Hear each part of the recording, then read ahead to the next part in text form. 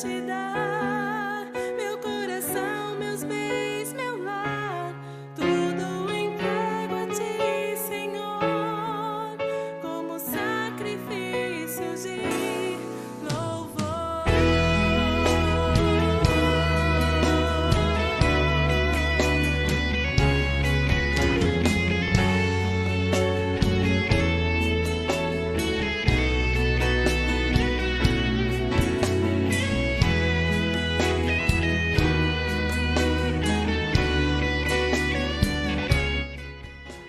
Bom dia. Começando mais um Café Comunhão, hoje, dia 21 de abril, sexta-feira, feriado, mas aqui estamos para juntos refletirmos no Salmo de número 109, aguardando mais alguns irmãos chegarem para nós darmos início, ok? Salmo de número 109.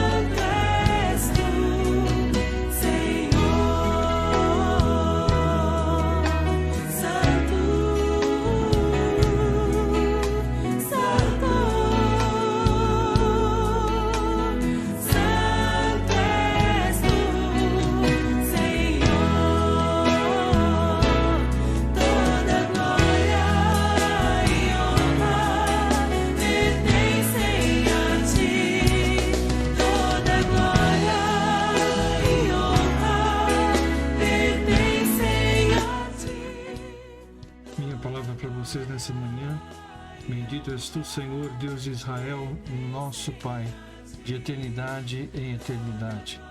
Teu, Senhor, é o poder, a grandeza, a honra, a vitória e a majestade. Porque teu é tudo quanto há nos céus e na terra. Teu, Senhor, é o reino, e tu te exaltaste por chefe sobre todos. Riquezas e glórias vêm de ti, tu dominas sobre tudo.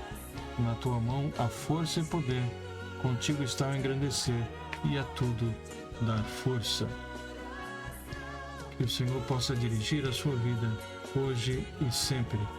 De eternidade a eternidade, o Senhor é o nosso Deus.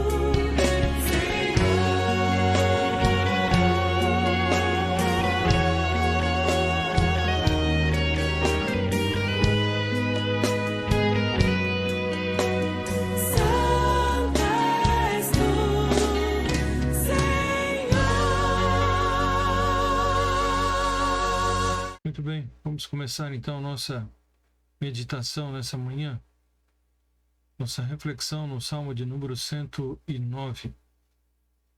O Salmo 109 é um salmo de lamentação e fala particularmente dos inimigos do salmista. O poema, portanto, ele pode ser visto também como um salmo imprecatório, ou seja, lembrando, que a questão do imprecatório é alguém pedindo ao Senhor que destrua os seus inimigos. O salmo é dedicado ao mestre de canto.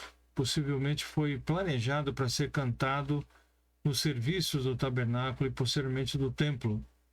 Ele é uma advertência aos que retribuem o amor com ódio e a bondade com ingratidão. O Novo Testamento ele faz referência a uma porção desse salmo como se aplicando a experiência de Judas, lá em Atos 1, de 16 a 20. O salmo se compõe de 3 partes: o apelo do salmista por auxílio contra os seus inimigos, versículos de 1 a 5, o clamor pela retribuição ao líder do grupo traiçoeiro, versículos de 6 a 20, um cântico de ação de graças a Yahvé após o pedido de libertação, versículos de 21 a 31. Esse salmo está inserido dentro do contexto de, segundo o primeiro, aliás, Samuel, capítulo 23, tá?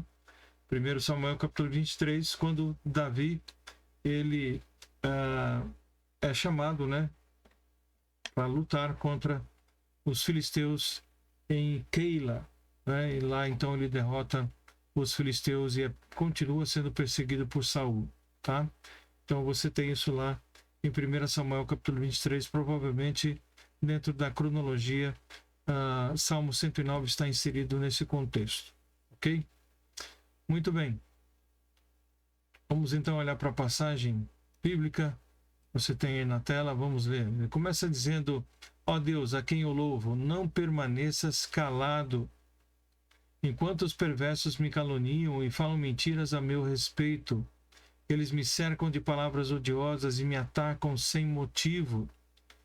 O clamor não permaneças calado é característica comum nos salmos de lamentação. Os inimigos estavam difamando Davi, zombando do seu Deus.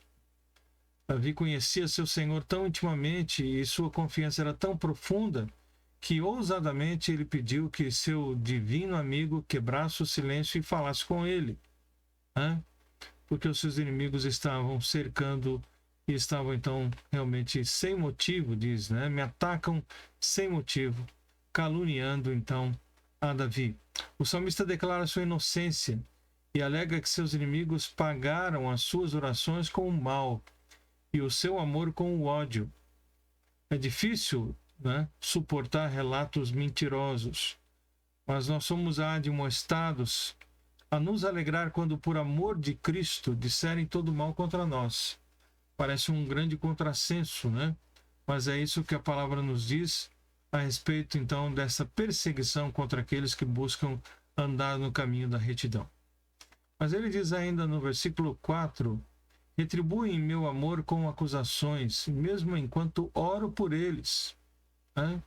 Então, mesmo quando orava por eles, ele era odiado pelos seus inimigos. Pagam-me o bem com o mal e o amor com o ódio. Que um perverso testemunho contra ele e um acusador o leve a julgamento. Quando julgarem sua causa, que o declarem culpado, considerem pecado as suas orações. Que sua vida seja curta e outro ocupe o seu lugar. Então, o Salmo assume aqui um tom decididamente agressivo e negativo. Em especial, parece dura a imprecação, as palavras de que realmente essas pessoas pudessem ser destruídas pelo Senhor, né? Que fossem então atacadas, que as suas vidas fossem encurtadas, diz aqui, né? Que outras pessoas pudessem ocupar o seu lugar e eles pudessem ser então retirados da face da terra. Que seus filhos se tornem órfãos e suas esposas viúvas. Então parece dura essa palavra, né? De a esposa de um inimigo se tornar viúva, empobrecida, seus filhos se tornarem como mendigos, órfãos. Todavia, muito embora o salmista dirija, né, tão terríveis petições ao Senhor, ele não procura fazer justiça pelas suas próprias mãos. Ele pede então a justiça da parte de Deus, que seus filhos andem sem rumo como mendigos e sejam expulsos de suas casas em ruínas, que os credores tomem todos os seus bens e estranhos levem o fruto do seu trabalho, né? Então é algo pesado, algo duro que aqui é mencionado pelo salmista. Mas só quem está passando, né, por situações tão adversas e dolorosas como o salmista aqui, para poder compreender e entender o desabafo, então, desse homem de Deus, né? Nós podemos ver todo o desabafo, então, né, com ira aqui do salmista, tá? Mas, na verdade, ele entende que a vingança propriamente dita pertence ao Senhor e não a ele. E por isso ele clama ao Senhor pedindo o seu auxílio, né? Que ninguém o trate com bondade, nem tenha compaixão de seus órfãos. Que todos os seus descendentes morram, que o nome de sua família seja apagado na geração seguinte. Então, essas palavras, né, citadas também em Atos capítulo 1, foram cumpridas, né, com a substituição de Judas Iscariotes entre os apóstolos. Seu nome, então, seria esquecido. E é algo tão terrível essa situação de Judas que ninguém se atreve a colocar o nome, né, de um filho como sendo Judas. Tá? Que o Senhor nunca se esqueça dos pecados de seus antepassados, que os pecados de sua mãe jamais sejam apagados, né?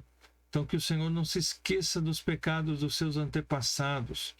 Então, embora as palavras do salmista possam ainda parecer extremamente hostis, aqui ele está meramente pedindo a Deus para que as atitudes dos seus inimigos sejam por ele, o nosso Deus, julgadas.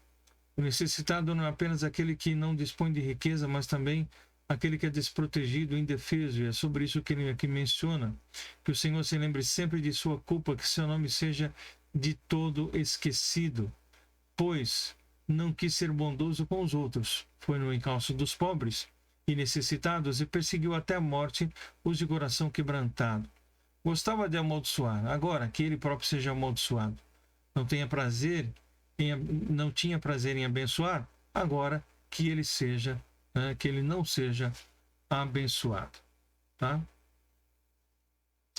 Ele continua, para ele amaldiçoar é como a roupa que ele veste, como a água que bebe, como os alimentos saborosos que come.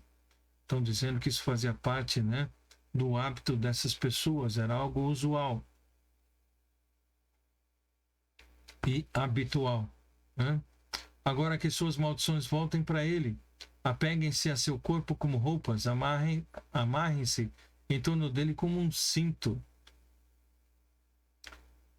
Que essas maldições se tornem castigo do Senhor para meus acusadores, para os que falam mal de mim. Quanto a mim, ó Senhor soberano, trata-me bem por causa do teu nome, livra-me, porque és fiel e bom. Então o poeta pede a Deus uma ação que espelhe o seu nome, sempre associado então à justiça, que ele seja justo e possa ajudá-lo. Apela para a misericórdia, para a bondade de Deus. O poeta se considera, né, um invólucro humano vazio, desgastado, e que precisa justamente da ajuda do Senhor. A veemência dos ataques do salmista sobre os seus inimigos pode ser explicada justamente em parte pela intensidade, né, da própria aflição, então, descrita nesses versículos. Vemos que Davi está extremamente aflito com tudo o que está acontecendo. Então, pare para se colocar no lugar um pouco de Davi, né, diante de tanta angústia, de tanta dor, de tanta pressão. Então, aqui ele desabafa e abre o seu coração diante do Senhor, às vezes colocando situações bem cruéis até, né, bem difíceis, mas sempre lembrando que ele não busca fazer nada, nenhuma justiça com suas próprias mãos, mas busca então que o Senhor seja o julgador dessas pessoas. Tá?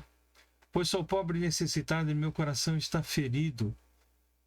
Vou desaparecendo como a sombra ao entardecer, sou lançado para longe como um gafanhoto. De tanto jejuar, meus joelhos estão fracos, não passo de pele e osso. Imagine uma situação dessa, né? Não passo de pele e osso. Sou motivo de zombaria em todo lugar. Quando me veem, balanço a cabeça em desprezo. Ajuda-me, Senhor meu Deus, salva-me por causa do teu amor.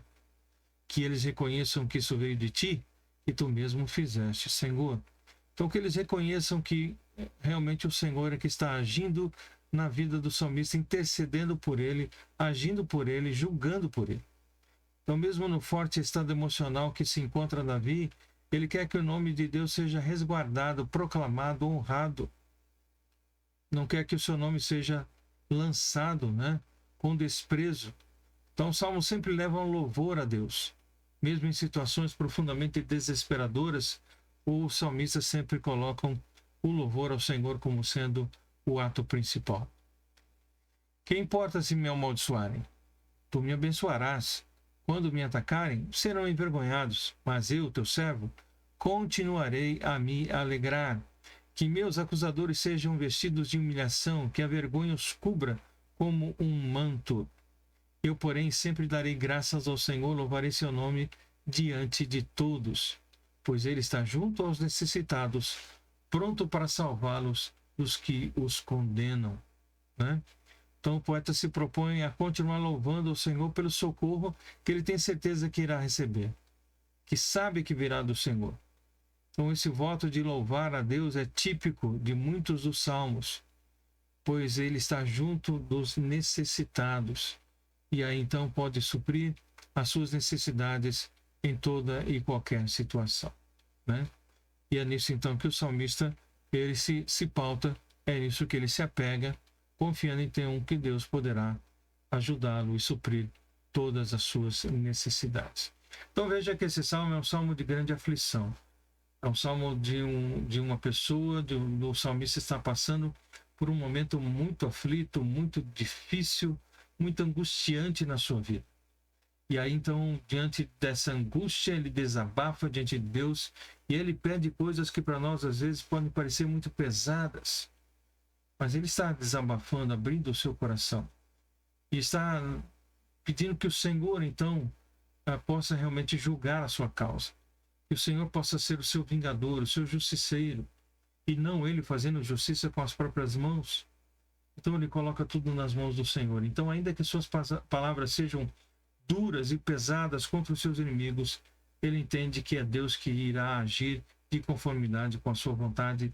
Ele simplesmente coloca ou desabafa, abre o seu coração diante do Senhor, da percepção da situação que ele está vivendo, então, naquele momento. Ok? Então nós percebemos, meus queridos, que nesse mundo sempre existiram e sempre existirão apenas duas classes de pessoas. Os que escolhem, né, o caminho da bênção e os que escolhem o caminho da maldição. E ele fala muito sobre isso nesse texto que nós acabamos de ler, né? Daqueles que procuravam amaldiçoar a sua vida. Então nós vemos nesse mundo essas duas classes de pessoas, os que abençoam e os que amaldiçoam, os perseguidores e os perseguidos, o joio e o trigo. Então não há uma terceira opção. Então nós só temos duas alternativas, duas escolhas a fazer: ou seguimos a Deus e a sua palavra, ou seguimos o caminho das multidões, né? E nos afastamos cada vez mais da palavra e da vontade do Senhor. Ok? Porque essa ideia, e nós ouvimos isso, um ditado muito comum na nossa cultura, né? No nosso povo, que sempre traz isso como sendo uma verdade e que não é uma verdade. Que a voz do povo é a voz de Deus, né? Isso nunca foi verdade, tá? Então, o caminho das multidões, na sua grande maioria, na grande maioria das vezes, era um caminho de distanciamento do Senhor e não de aproximação. Então, é importante nós observarmos isso. Só temos essas duas alternativas. Ou seguimos a Deus e a sua palavra, ou seguimos o caminho das multidões e nos afastamos cada vez mais do Senhor. Então, se você está se sentindo perseguido, se você está sentindo que as pessoas estão devolvendo aquilo que você faz de bem para eles, devolvendo com o mal, então, o que você deve fazer? Não deve ficar desanimado, deprimido, chateado. É uma coisa antagônica, mas é algo de fé. Porque a palavra do Senhor diz, né? Alegra-te, servo do Deus vivo. Porque Cristo diz, né? Bem-aventurados sois quando por minha causa vos injuriarem, vos perseguirem, mentindo disserem todo mal contra vós. Regozijai-vos, exultai, porque é grande o vosso galardão nos céus, pois assim perseguiram aos profetas que vieram antes de vós. Isso está em Mateus capítulo 5, versículos 11 e 12. Então parece algo loucura isso, mas é a palavra de Deus. Se eu estamos sendo perseguidos por causa do nome do Senhor, ele diz que devemos nos alegrar por isso, tá?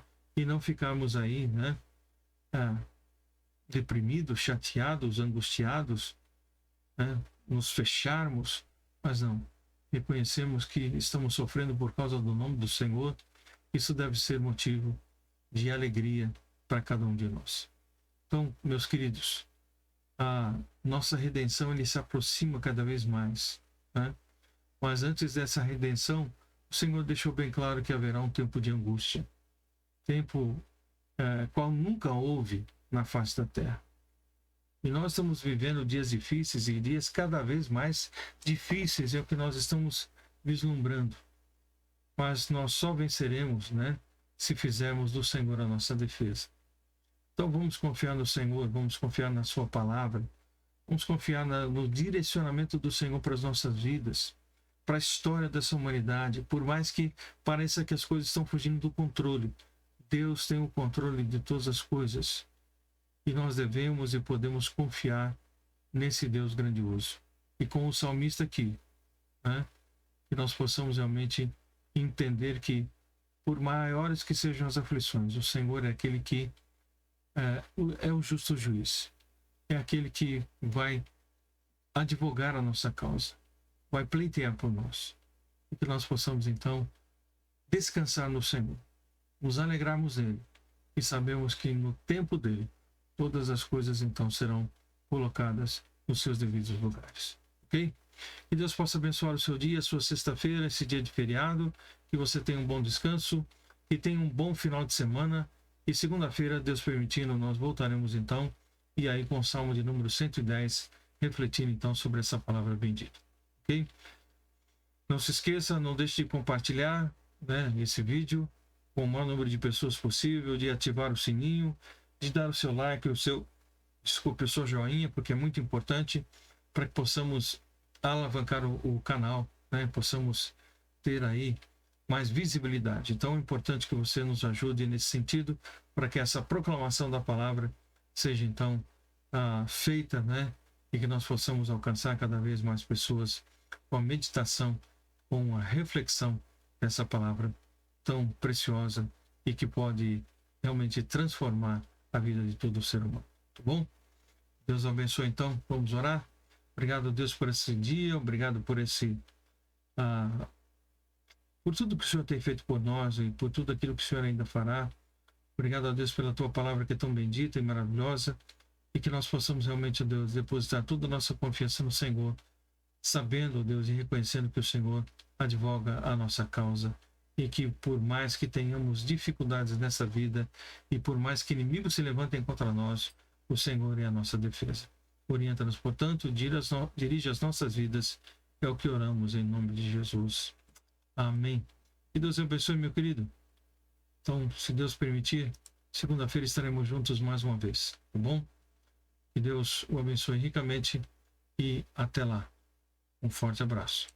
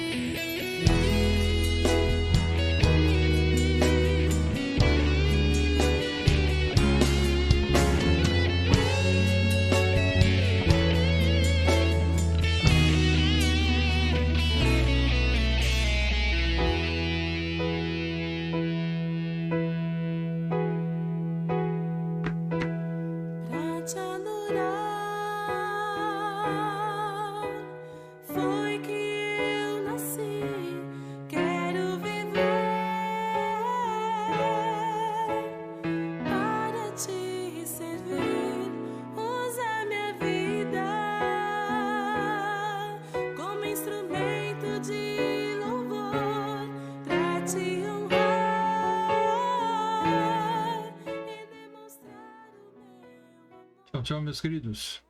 Até segunda-feira.